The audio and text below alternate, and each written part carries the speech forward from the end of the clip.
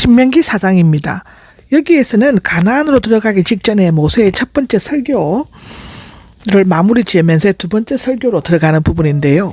앞에 1장에서 3장까지는 지난날의 광야 여정에 대해서 해상하면서 요단 서쪽에 가나안 정복에 대한 꿈을 불어넣는 모세는 이제 가나안 입성을 목전에 둔 신세대 백성들에게 가나안 정복에 대비하여 신앙의 자세를 정립하기 위해 하나님의 규례와 법들을 철저히 지킬 것을 촉구하고 있습니다.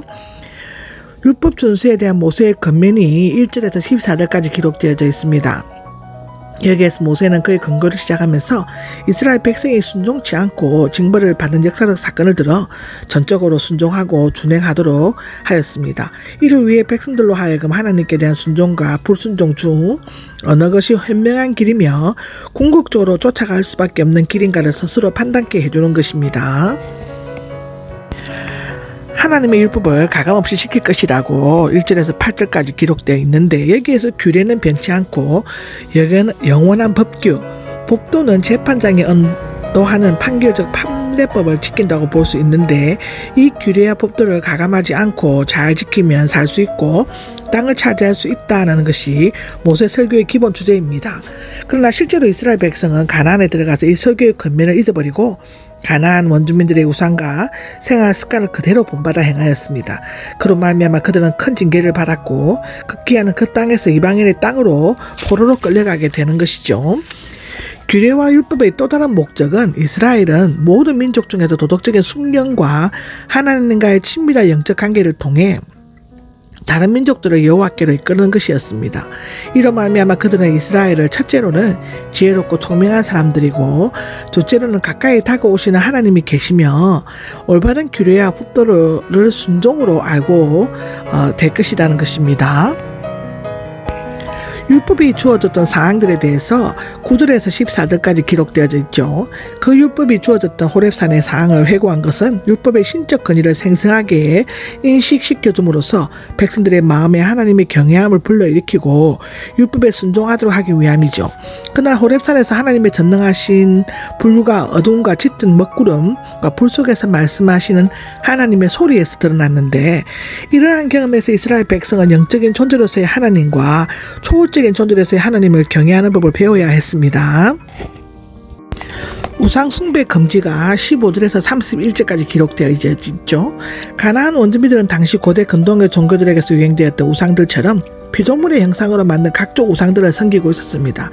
따라서 모세는 가나안 땅에 들어가서 이스라엘 백성들이 범하게 될지 모르는 우상 숭배의 제약에 대해 미리 경고하고 있죠.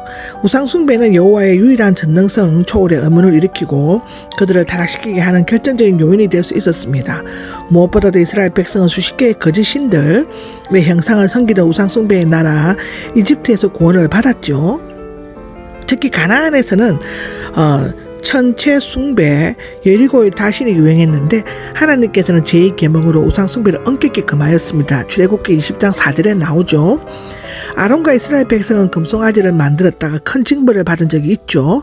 출애굽기 32장에 나옵니다. 하나님은 삼키는 불, 즉 호렙산에서 불길 속에서 나타났죠. 심판의 불이 나타나고 출애굽기 19장 18절에 기록되어 있습니다. 여기 질투하시는 하나님인데요. 우상 숭배는 하나님과 이스라엘이 맺은 언약을 송두리째 파괴시키고 영광스러운 하나님의 진리를 거짓으로 바꾸는 행동이기 때문에 하나님께서는 자기 백성이 자신보다 다른 대상을 더 사랑하는 우상 숭배를 결코 용서하지 않으시는 것입니다. 여호와 하나님의 유일성이 여기 나오는데요. 32절에서 40절까지 기록입니다. 앞서 우상 숭배의 무가치성과 제약성에 대해서 경고한 모세는 이제 여호와가 유일하신 하나님이심을 증거하고 있죠. 특히 하나님께서는 이스라엘 백성을 이집트에서 표징과 기적으로 구출해내셨습니다. 시내산에서는 불 가운데 말씀하셨죠. 더 크고 강한 민족들을 쫓아내어 이 땅에 들어오게 하여 주셨는데 이 구원의 목적은 이스라엘에서 여호와는 하나님뿐이심을 지식적으로가 아니라 경험적으로 알게 하는 것이었습니다. 첫째 설교의 결론은 여호와가 유일의 하나님이심을 깨닫고 율법을 잘 지키면 이스라엘 백성과 그 후손들은 잘 살게 되고 영원히 주시는 땅에서 오래 살게 될 것이라는 것입니다. 41절에서 43절까지는 요단 동쪽 땅의 새 도피성에 대해서 얘기하는데요. 모세는 요단강 건너편 해 뜨는 곳에서 삼성읍 벳세알, 라못, 골란을 따로 구별하였습니다.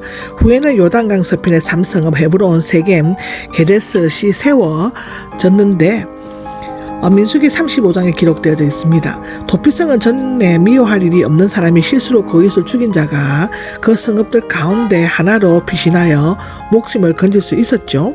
물론 요단 서편의 도피성은 이스라엘이 가나안 땅을 정복한 후 하나님의 명령에 따라 지정되었습니다.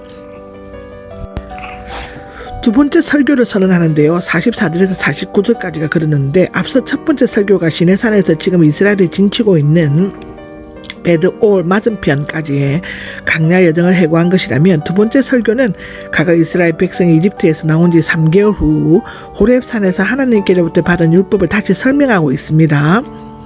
신명기의 중심 부분이라고 말할 수 있죠. 여기에서 두 번째 설교가 하나님께로부터 받은 율법을 다시 설명하는 것임을 밝히고 있습니다.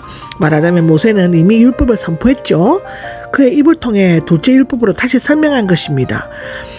이 두 번째 설교는 첫 번째 설교와 마찬가지로 이스라엘 백성이 요단 동편 아모리 족속의 두 땅, 곧 헤브론 왕 시온과 바산한 옥과 사워 승리한 후 가나안 땅에 마주 바라다 보이는 베드올 맞은편 골짜기에서 행해졌죠.